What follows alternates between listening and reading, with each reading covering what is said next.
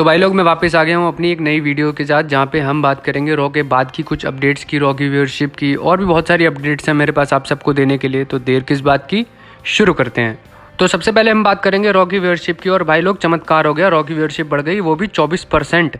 तो पिछले हफ्ते रॉ को व्यूअरशिप मिली थी 1.69 मिलियन व्यूअर्स, और इस हफ्ते ये 24% बढ़ के हो गई है 1.98 मिलियन व्यूअर्स, जो कि एक बहुत बड़ा तगड़ा जंप है रॉ की व्यूअरशिप के लिए। और मैं आपको पिछली वीडियो में कह भी रहा था कि विंस मैकमैन अगर रॉ पे आते हैं तो इसका असर सीधा रेटिंग्स पे पड़ेगा। और साथ ही साथ मुझे ऐसा लगता है कि एलायस का जो कॉन्सर्ट हुआ था रॉ पे, उसका भी मुझे लग रहा है बहुत फायदा हुआ है रॉ को व्यूअरशिप के मामले में, क्योंकि मैंने देखा था खुद जब से अनाउंसमेंट हुई थी कि एलायस शो पर आ रहे हैं, तब से लोगों में हाइप थी कि इजिकल और एलायस को WWE अलग अलग कैसे दिखाएगी। और साथ ही साथ यूएस चैंपियनशिप के लिए ऑस्टिन थ्योरी और बॉबी लैशली का जो मामला चल रहा है, और money in the bank qualification matches भी हो रहे थे रॉ पे, तो इन सब का फायदा रॉ की व्यूअरशिप को मिला है, और इसीलिए रॉ की व्यूअरशिप 2 मिलियन के आसपास जाके पहुंच गई है। एंड आई होप कि अगले हफ्ते ये 2 मिलियन को क्रॉस कर जाए। अब बात करते हैं रिया रिप्ली और उनकी इंजरी की। तो मंडे नाइट रॉ की स्टार्टिंग में एक फेटल 5-वे मैच हुआ था नंबर 1 कंटेंडरशिप के लिए for the Raw women's championship, जबकि पहले ये स्पॉट रिया रिप्ली को मिल चुका था और वो कंटेंडरशिप अर्न कर चुकी थी। लेकिन WWE ने रॉ में अनाउंस किया कि रिया रिप्ली इंजर्ड है, और इस इंजरी को लेके कुछ अपडेट आई है, जहाँ पे ये बताया गया है कि रिया रिप्ली के हेड में और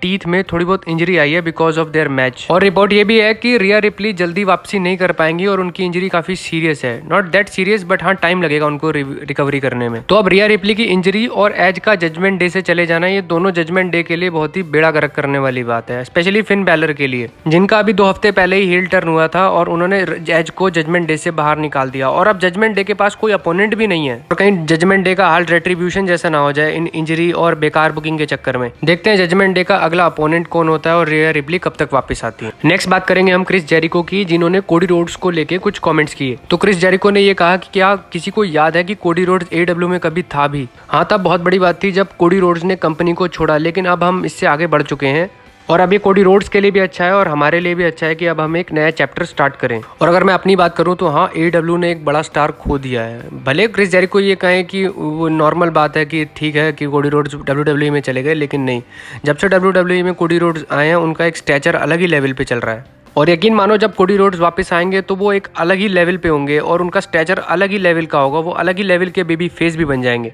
और याद करो जब रेसलमेनिया 30 में डैनियल ब्रायन के यस यस के चैंट्स लगते थे, वैसे ही रेसलमेनिया में कोडी कोडी के चैंट्स लगेंगे।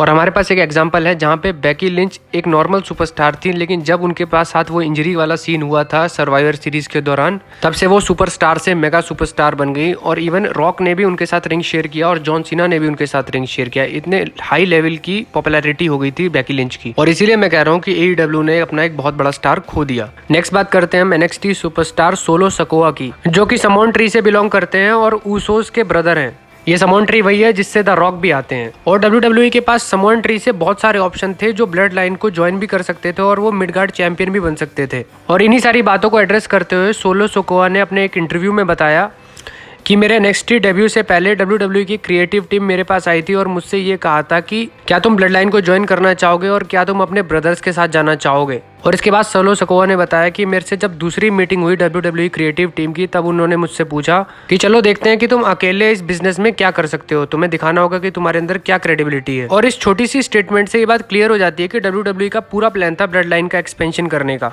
और अगर ऐसा हो जाता, बाई चांस ऐसा हो भी जाता, तो शायद ये यूनाइटेड स्टेट्स चैंपियन भी होते और इंटरकॉन्टिनेंटल चैंपियन भी होते। और आप सब जानते हो कि ब्लड लाइन को पिछले 1-1.5 साल में WWE ने कितनी तगड़ी बुकिंग दी है, और इसका पूरा फायदा सोलो सकोआ के करियर को मिलता, उनके करियर ग्राफ को मिलता, और वो अलग ही लेवल के सुपरस्टार बन जाते। नेक्स्ट बात करते हैं मेरे favourite pay per view royal rumble 2023 की। तो रॉयल रंबल के लिए कुछ बैटिंग ऑड्स सामने आए हैं, जहाँ पे हमें पता चलेगा कि रॉयल रंबल को जीतने के सबसे ज्यादा चांस किसके हैं। और नंबर 6 पे जिसका चांस है वो है हमारे ड्रू मैकिंटायर, और वो इससे पहले 2019 में भी रॉयल रंबल को जीत चुके हैं। लेकिन जब वो रेसलमेनिया में गए ब्रॉक लेसनर को हराने, तब पेंडेमिक शुरू हो गया और फैंस वहां पे नहीं थे। और ड्रू मैकिंटायर हमेशा से चाहते थे कि फैंस के बीच जाके वो रेसलमेनिया को मेन इवेंट करें।